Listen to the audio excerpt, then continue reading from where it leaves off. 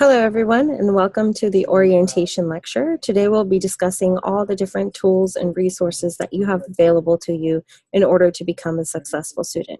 We'll go over your schedule, who your mentor is, who your instructor is, and how you can ask for help. So let's go ahead and get started.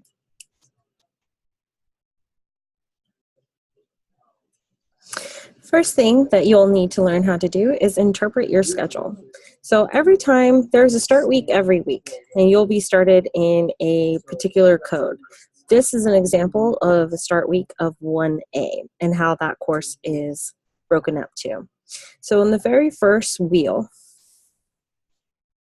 prior to the wheel, you'll have to go through coding from scratch, which is comprised of HTML, CSS, and some front-end JavaScript, which will take approximately 2 weeks, as you can see in this diagram.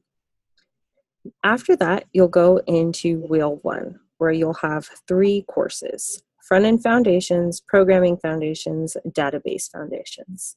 As you can tell from here, depending on your language that you've chosen, your programming foundations would be specific to either C#, JavaScript, or Ruby. The rest remains the same. Once you've completed wheel 1, you will then move on to wheel 2, which is comprised of back-end foundations, front-end frameworks, agile, and web security, which is also specific for back-end foundations. If you're using .NET, you'll be using .NET Core. JavaScript, Node.js, Ruby, you'll be using Rails. The rest remains the same. Once you've completed wheel 2, you will then move on to wheel 3, which is deployment and career skills for one course and responsive web and mobile for the next course, which will be in 2 weeks. So if you follow along here, if you start on week 1, then you know where you're supposed to be, coding from scratch. If you're in week 5 of your program, you know that you should be in programming foundations. Now this will differ depending on when your start week is. This is an example of 1A. I will also show you examples of the different start weeks. Once you've completed all of your wheels, you will then go into group project phase, where you'll have weeks 19 through 24 to complete your project. Now you might be wondering, what is a wheel and how does it work? Let's go over that. So first, when you start the program, you'll go over orientation, which is what we're doing now. And then after orientation, you'll go to coding from scratch. Once you've completed that, you'll jump into the wheel system. The wheels are constantly rotating, which is why we have different start week codes. Depending on your start week, you'll start at a different point in the wheel. As they're rotating, you'll have more and more students be in the same course that you are in. That way you have more peers and more resources to count on if you ever get stuck. So here we show wheel 1, which was discussed: front-end foundations, programming foundations, and database foundations. So depending on where you fall, if you fall in front-end foundations, it will rotate clockwise. And then once you're done, you'll be wherever this wheel is. So these are all continually moving in the same direction. So as this is going clockwise, this is going clockwise, and this is going clockwise as well. So as you're over here in database foundations, it's going to put you here in responsive design, and so on and so forth. You can follow your schedule to see where you should be depending on the week that you're in. If you have any questions, feel free to reach out. Now, as you're going through the program, you're going to run into some issues where you need to find some answers. You're stuck somewhere, you don't know what the answer is, or you don't know how to approach the problem. There's different routes that you can take in order to be successful. First, check the curriculum. Make sure that the answer isn't in the curriculum you just read. It can be pretty text heavy and it can be hard to consume with a lot of information, so reread and reread again and make sure you didn't miss it. If that doesn't solve your problem, attend the live lectures. We will later discuss the live lectures and how they work and how you can attend them. But be sure to attend every lecture that you can, and if you can attend it, they're always recorded so you can always watch them later. Be sure to watch them if you weren't able to attend. There's a lot of helpful information that's not in the curriculum. If that doesn't work, you can always ask your mentor, instructor, or peers via Slack. You might be wondering, what is Slack? We'll discuss this later, but essentially it's a messaging system that will give you direct access to your mentors, instructors, and peers. Feel free to pop in a question or message your instructor directly and ask them. Another option is to schedule a code review. Code reviews are extremely helpful because you'll have that one-on-one time with your mentor or instructor where you can go over your code, go over concept, go over questions, or anything that kind of raised an eyebrow as you were going through the curriculum. You can ask someone directly in a one-on-one meeting. Lastly, search Google. Google is a very helpful tool, and there's a reason why it's so successful. With Google, you have to be specific with your keywords. My recommendation is, let's say that you're working on if statements in JavaScript. When you're using your search, make sure to write if statement JavaScript. Specify the language that you're using. If statements are spread across the board, so you want to be specific to make sure you're headed in the right direction. So what's Slack? Slack is a messaging system that we use in order to contact our students, other mentors, and instructors. You'll be going to slack.com and download the desktop app. So let me go ahead and show you. You just type in slack.com, and as it loads, you can go ahead and get started. When you are signed up, you'll be automatically joined into the Slack team. You will receive an email notification that says, please join the Coder Camps Troops Slack Messenger. You'll receive that email and follow the instructions, verify your address, and you will be automatically in the Coder Camps Troops Slack channel, which looks like this. As you can see here,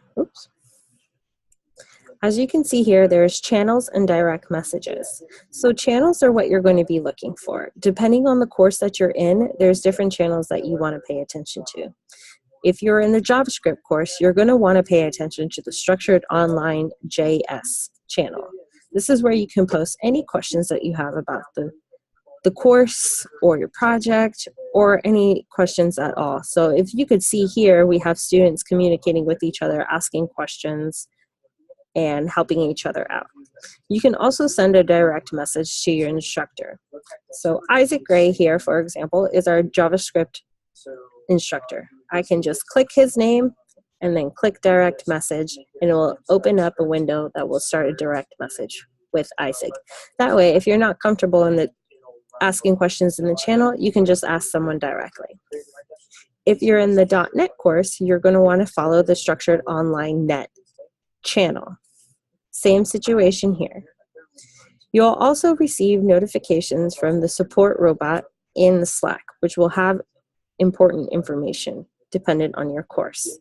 Mainly how to schedule links, scheduling links to schedule code reviews with your mentors or instructors.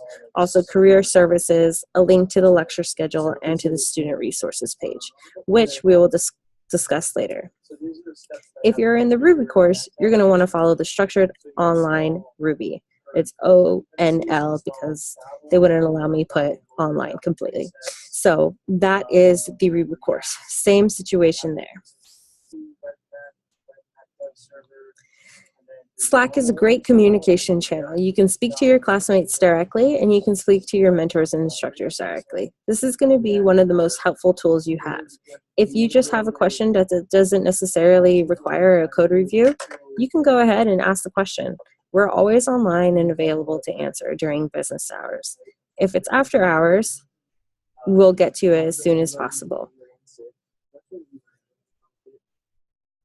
Lectures. With the lectures, there is a lecture schedule that you can follow, and it's at repo.exeterlms.com. Let me go ahead and show you. This is the repo page. I will go over this page, but first let me just go over the lecture section. If you're looking for the lecture schedule, you'll just go scroll down to the first part of the page and see the live lecture section. Here's a brief description of what the lectures are like, and here is the lecture schedule. So here you can see what day it is. So today is, I don't know what today is. It's Thursday. So today we have a Backend Foundations lecture in Node.js at 9 a.m. and we have a mobility at 2 p.m. So this is in Mountain Standard Time because we are located in Arizona. But if you click on this little plus button, you can add the Google Calendar to your personal Google Calendar and it will convert to your time zone. So it'll be easier to follow. But essentially, you can look here and see where you are in the course. So for example, if we look at the schedule that you were given, so if we go back and say, I'm in 1A, I am in week 5. So that means I'm in Programming Foundations. There are no lectures today in Programming Foundations, so I know I don't have to attend these lectures. But on Monday, August 21st, there is a Programming Foundations in JavaScript for week 1. By that time, you should be in week 2. So I'm saying I'm in week 5 today. Next week, I will be in week 2. So I am not going to attend the Programming Foundations week 1 lecture. I want to attend the week 2 lecture. So I am going to have to wait until the week 2 lecture is occurred. Now, this doesn't match what I'm saying because this is just theoretical. So this actually does match to where the students would be. But we can look at the lecture schedule and see, okay, I know I'm in Programming Foundations. There's a Programming Foundations lecture. I should probably attend it. It's at 9 a.m. Can I make it? Yeah. So go ahead and attend. Now, how can you attend the lectures? That takes us back to Slack. So if we go back to Slack, we can see here that the instructors will post links to the lecture. So here we can see that Isaac has posted a recording for this morning's lecture. Early in the day, Isaac had a Zoom link right here. For those of you in Security Week, there will be a live lecture starting in 1 hour. So if you are in Security Week, you know that this lecture is pertaining to you. And in 1 hour, you would join Isaac by clicking this link, which takes us to Zoom. What is Zoom? Zoom is a conferencing video conference application. So essentially, you would go to zoom.us, make sure you have it downloaded on your computer. You can sign up for free just by using your email. That way, when lectures are happening, you can just click on this link and it will pop in and you will be in a lecture similar to this. Then there will be a live lecture where the instructor will be going over the topic and you can ask questions in real time. If you can't make the lecture, you can always watch the recorded lecture. So as you can see here, Isaac, about 1 hour and 45 minutes later, has posted the recorded lecture for the security. So if you can't ever make it, you can always watch it. Now, let's say there's a lot going on in Slack and you can't find the link to the lecture. That takes us back to the repo page. So now we are back at the repo page, and at the very top it says videos. You're going to want to click on that, and that will take you to the video page. Here you can click on where you are at. So let's say that you are in web security and you needed to catch the lecture that Isaac just did in web security. I clicked on that and that takes me here. So here's the lecture for web security on August 16th. Click on that and you can watch it. All right. So that kind of gets you to figure out which lecture you should attend. There's lectures always happening, but that doesn't mean it pertains to you and your course. So you always want to make sure that you check your schedule, where you are in your week, and make sure that they match. Accessing the live lecture, you want to check Slack. Finding the recorded lecture, check Slack, check the repo.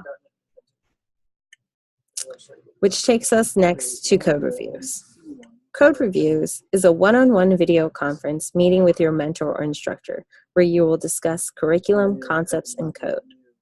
So how do you schedule a code review? You're going to use Calendly. How do I find Calendly links for my mentor or instructor? 2 places. You can check Slack or you can check the repo page. Let's first check Slack.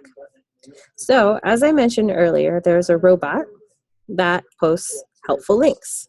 So these are those helpful links, the Calendly links. So if I'm in the JavaScript course and I want to schedule a code review with my mentor, that's Olivia. So I'm going to go ahead and click on Olivia, and that's going to take me to Olivia's Calendly page. I'm going to then click the 30-minute meeting, which is how long code reviews are. I will click on that and it will show me her availability. So let's say, once this loads, I want to schedule a code review on Monday, August 21st. These are all the availabilities that Olivia has for Monday. So I'm going to go ahead and look. And it tells you at the top what time zone it's in. So usually it tells you the time zone that you're in. It'll do the conversion. But just check this just in case to be sure. So let's pretend I am in Arizona and I'm available at 10 a.m. I'm going to go ahead and click her 10 a.m. slot, click confirm, and then I will enter my details. First name, last name, email, start date. The reason why this is important is for us to see where you are supposed to be in the curriculum, what lesson you are on, and describe what you need to discuss in your code review. Now, the more specific you are, the better it is for us to prepare on what we need to know in order to help you. So if there's something very specific as far as installing Node or NPM, for example, we know, okay, that's what we're going to go ahead and focus on, so we are prepared for that. If you leave this general, it's not as beneficial as it is to you. All right. So with code reviews, it is required and mandatory that you schedule one code review per week. Now, that doesn't mean that you can only have one. If you need more help, you can always schedule more code reviews. But there is a limit of one code review a day. There are a lot of students, and we want to make sure that there's availability for other students. So make sure that you schedule at least one, but feel free to schedule more if you need it. Also, with code reviews, it is a 30-minute session, so be sure to be on time. You will receive a message via Slack with the link, similar to the link that Isaac sent for the lecture. You will receive a direct message from your mentor instructor, depending on whom you scheduled the code review with a link to the code review meeting. We are required to wait about 10 minutes for you to join the meeting, which leaves you 20 minutes of your code review slot. So if you are late, you're only given what's left in your code review, because there is a possibility that we have another code review or a meeting or something else that we have to attend after that 30-minute slot. So be mindful and please be punctual. Now, who are your mentors and instructors? If you're taking the JavaScript course, your instructor is Isaac Gray. Your mentor is Olivia. .NET, your instructor is Nick. Your mentor is Christian. If you're in Ruby, your instructor is Cassandra. That's me. I'm also your mentor. So be sure that when you join the course, maybe send a direct message via Slack to your instructor and mentor. Let them know that you're there and that they know you exist. Of course, we know that you exist. We have a roster, but it's also good to have that personal contact. Now, as you're going through the course, you're going to be turning in projects. You go through the curriculum, you'll have a hands-on project. The first thing you want to take care of is creating your project. I recommend creating a directory for your project, and I'll show you how. So on my desktop, I'm going to go ahead, right-click, and do a new folder. I'm going to title it Project. In this project, I will have my files. So I'll have my index, my whatever your project requires, your CSS file, your JavaScript file, HTML file. Then, when it's ready to be turned in, you're going to want to create a zip file for this. So what you need to do is right-click and compress project. This will then compress the project. You can see here, project.zip. You can then either email or send a Slack message to your mentor to get your project graded. We prefer Slack because we're always on it, but email works just as well. Now, if you're familiar with GitHub, you can go ahead and create a repo on GitHub and just send the repo link to your mentor as turning in. So you'll have two options, either create a zip file with your project or create a repo on GitHub and send that link. Final projects. Oops. Your final projects are due on Saturday, end of day, meaning midnight. So that's 12 a.m. Sunday morning, Saturday night, however you want to look at it, before the next course begins. So let's look at the schedule to see what I mean. So if I'm looking at the schedule, I'll have a final project for front-end foundations, for example. So at the end of week 4, so that's Saturday, right before week 5 begins, you need to turn in your projects by midnight to your mentor. Excuse me. If it is not turned in on time, your course may be locked, and you may not be able to move forward until the course is available again. So to better explain that takes us back to the wheel system. So let's go ahead and look at the wheels. So as I mentioned before, these are constantly rotating. So if you need to move to Programming Foundation, it might be a couple of weeks before Programming Foundations is up on the wheel. Essentially, like if we're looking at this arrow and this is constantly rotating, if you're supposed to be on Programming Foundations, but you haven't turned in your project, you're going to have to wait a couple of turns of the wheel for Programming Foundations to come back up. So it's very important that you turn in your projects in on time. If you feel that you're falling behind, contact your mentor and instructor. If there's no communication, we don't know what's going on. We don't know where you're at. There's always life circumstance, and we definitely understand that. But if there's no communication to us, you're just not active. So be sure to be communicative. All right. So that covers training and projects.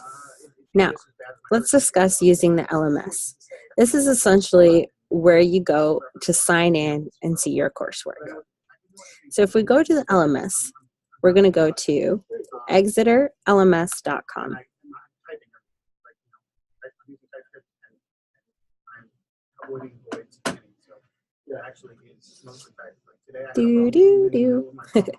All right, so we see here that we have a sign-in. Now, when you originally sign up, you can either sign up through social media or through your email. If you originally signed up through social media, you will have to use the social media sign-in. So if you signed up clicking using Facebook, you will come back here and click on the Facebook link. Don't try to type in a username or password because it will not count it. It will say that there is invalid. So if you sign up using social media, use the social media links. Otherwise, you have a username and password. So if I sign in,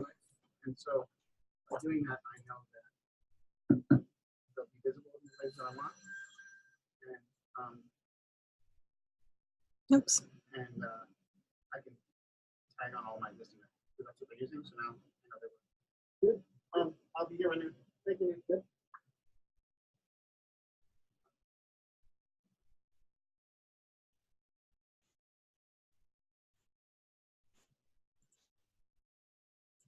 All right.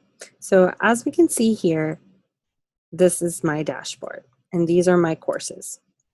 So if I condense these, we can see all the courses that I have taken and where I am.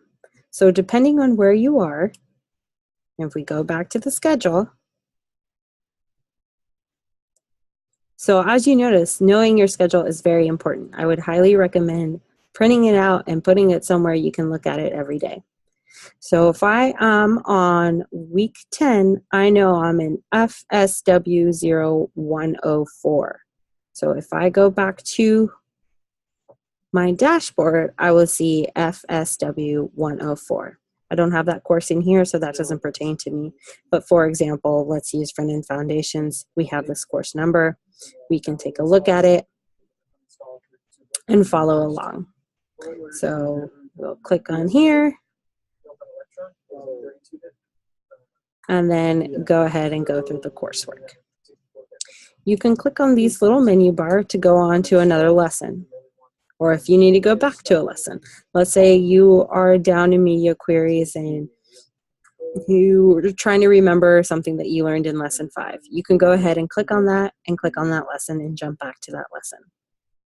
If you want to go back to your main dashboard, let's say you want to go back a course. You can go back to your dashboard and click on that lesson excuse me, that course. So that was NoSQL. Let's say I needed to go back to SQL because I wanted to look at something. I can go to the exact lesson that I wanted to go to. Now, as you can see here, there's a live chat and a get help button. Live chat is what you're going to click on if you need help instantly. Let's say you need help with your dashboard or you have a question on a lesson. You'll click on the live chat and you'll enter your name and email, which will then open up a conversation with one of our help desk agents. And they will be there in real time to help you along. If it's not available or it's after hours, you can click on Get Help. You can click on Get Help at any time. You can submit a ticket 24 hours a day, 365 days a week. You'll put in your email address and the subject. Again, when you're asking your question, please be as specific as possible. If you know the lesson number and the question, go ahead and copy that lesson number and the question along with the issue that you're facing. It's also helpful to write what you have done in order to solve the issue yourself. What debugging have you done? Where have you looked for resources? What code have you attempted? All this information is very helpful for us in order to help you better. With the tickets, they should be resolved within a 2-hour time frame. Usually it's a lot sooner than that, especially during business hours. If it's after hours, then you might have to wait till the next morning. We are going to be available from 8 a.m. to 9 p.m. Monday through Sunday, and that is in Mountain Standard Time. So we're pretty much open quite a bit of the time. So you can go ahead, enter a help ticket at any time, or use live chat during business hours.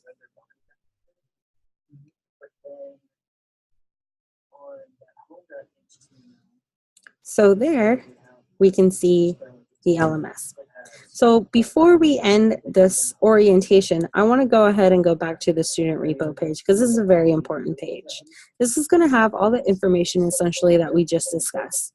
It's going to have all the resources that you need. So when you first initially go to the repo page, you'll be taken here to useful documents and resources. Here, you can see it goes over the wheels that we had discussed. Next, it will have the live lecture schedule, which will be extremely helpful. It also has links to code reviews, and it has your mentors and instructors. So you can see that here and click on their link directly if you need to schedule. Other useful documents that you'll need is your start week schedules. So let's say I showed you 1A, but let's say you're in 2B. You can go ahead and click that, and it will take you to an image of your schedule, which you can download and keep for yourself. So here we see 2B, it starts in Programming Foundations. 1A started in Front-End Foundations. So you can see how the wheel is working. And that way you can tell what week you're in, what course you should be in, and what lecture you should attend. Go back to the repo page. There is also other downloads. Once you get to the SQL section, there have been students that have faced issues with the sample database that you have to download. So here we have that for you. You go to the videos, it will go over the lectures as well. So let's say we discussed this earlier, the online lectures. Let's say you missed a lecture and you need to watch a recorded lecture. You'll click on the course that you're in and it will have the playlist of lectures you can watch. There's also tutorials and campus lectures. So as you know, we do have on-campus classes. Their lectures are recorded, so you can watch those as well. There's tutorial videos and walkthrough videos. So the tutorial videos are much shorter videos that go over shorter topics. So like, for example, just going over an if statement, or understanding the command line, or pulling a pull request on GitHub. You can go over and watch these videos to get a better understanding. There's a lot of resources out there for you, so make sure you're using them all. Now, that concludes our lecture on orientation. If you do have any questions, please feel free to reach out. But as a requirement, you must send your code review availability to nick.suyin@codercamps.com along with this sentence. I have watched and understood the orientation lecture video. This is mandatory. If you do not do this, you will not be paired up with a mentor. So go ahead and send us your code review availability. That way we can pair you up with a mentor. Thank you and have a great day.